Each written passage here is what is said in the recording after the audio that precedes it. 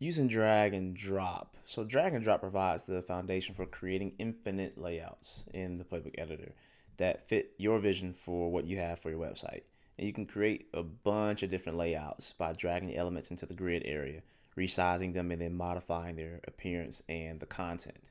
So the drag and drop uses the snap to element logic, which means any side of any element in the layout acts as a snap point.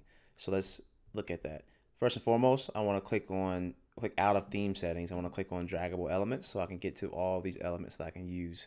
Let's try the text icon and see the snap to element logic. So here's the snap to element logic. You'll see this thick purple line indicating the location of where the element will be placed when you release it. And I'm going to release it now. And you see there is a text element here that I just dropped. And important to know, by default, dropped elements occupy 100% of the available width. And dropping an element to the side of a 100% wide element would split it into two elements of the same width. So let's drop this again to the side. Boom. You see two elements here with the same width. Now, of course, these don't have text in it yet, so you don't see anything that's very visual, but you see the two elements that are occupying the same amount of space. So they have the same width. But again, adding more elements or dropping elements occupy 100% of the available width. So I've added text for you here to get a better visual of how to manipulate the spacing between your elements.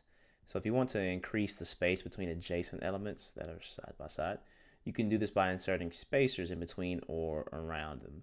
So for example, I have these two spaces. Let's say I wanted to create a little bit more space between them. I'll go to the side or the resize handle, which is, here's the resize handle of an element. I can resize this.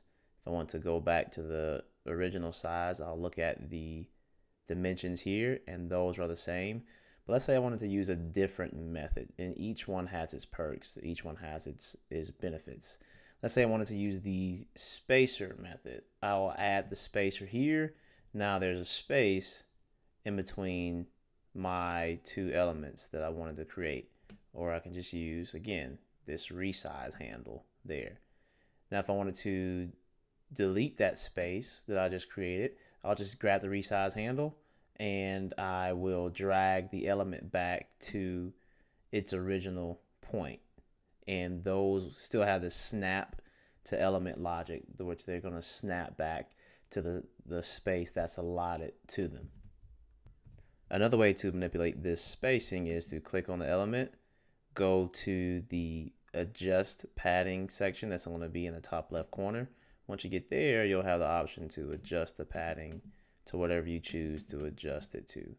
I'm going to take these back to their original. And last but not least, maybe the easiest way to align your elements is to click on the element, and you'll know that you've clicked on it by having this blue surrounding box around it, and you can press the arrow keys up or down to get vertical alignment with your elements. And that is the easiest way to align your elements here. You can do this with any element, not just text element. But again, remember the spacers if you want to create some more space between different columns.